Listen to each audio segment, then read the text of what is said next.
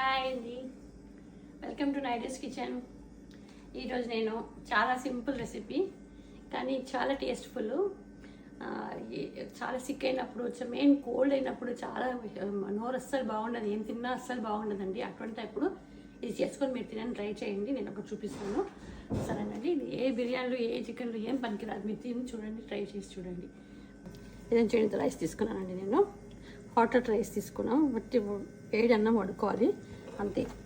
దాని లోపల మనకు కావాల్సినంత సాల్ట్ అండి, సాల్ట్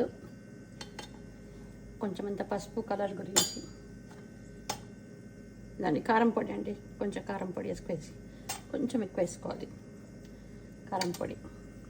తర్వాత ఇది జింజర్ గార్లిక్ పేస్ట్ అండి, ఇంట్లో చేసిన జింజర్ గార్లిక్ పేస్ట్. బయట చేస్తే అంత టేస్ట్ ఉండదండి, ఇంట్లో చేసింది చాలా టేస్ట్ వస్తుంది. ఇదండి ఇంతనే, ఎక్కువ వేసుకుంటే కూడా వేడి అయిపోతుంది, దాని గురించి ఇంతనే. ఇదండి ఇవన్నీ వేస్తున్నానండి అంతే. ఇది జస్ట్ ఇది కలుపుకోవాలి. కొంచెం తాలింపు పెట్టుకో, అట్లా కూడా తినేయచ్చు, కానీ కొంచెం తాలింపు పెట్టుకుంటే ఇంకా కొంచెం టేస్ట్ ఉండదండి అంతే.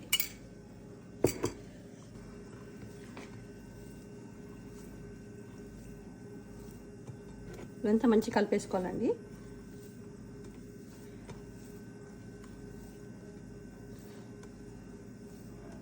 కూరగాయలు కూడా ఏం తినబుద్ధి కాదు, పప్పు అన్నం చేసుకుంటే కూడా తినబుద్ధి కాదు, ఏ తినబుద్ధి కానప్పుడు ఇది ఇట్లా కొంచెం కారం కారంగా చేసుకొని తింటే నోరు చాలా బాగుంటుంది. మీరు చూడండి ఎంత టేస్ట్ వస్తుంది నోటికి, మళ్ళీ మళ్ళీ చేసుకోవాలనిపిస్తుంది. చూడండి కొంచెం ఆవాలు ఇక్కడ వేసుకోవాలా, కొంచెం అంత డ్రై చిల్లీస్ వేసుకోవాలి, అన్నీ వేసుకోవాలి. కొంత పల్లీలు వేసుకుంటున్నాను, నోటికి కొంచెం కట్టకట్టు అనుకుంటే చాలా టేస్ట్ ఉంటుందండి.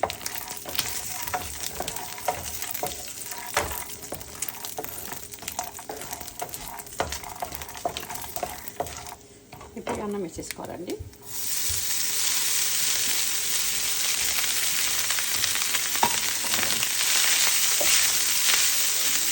అంటే కొత్తిమీర వేసుకోవాలి, పైనకి కొత్తిమీర వేసుకోవాలండి. అన్నం కొంచెం ఇట్లా కొంచెం బాగా ఇట్లా ఫ్రై చేస్తే పచ్చివాసన ఉండదు, మన కడుపు కూడా నొప్పి కాదండి. అయిపోయిందండి, చూడండి అన్నం రెడీ అయిందండి. నేను టేస్ట్ చూసి చెప్తాను మీకు. దాని కొంచెం అంత ఉల్లిపాయ తీసుకోవాలి, ఇది కొంచెం పల్లీల నోట్లో తీసుకోవాలి. ఇలాంటిది ఇలా తినాలండి.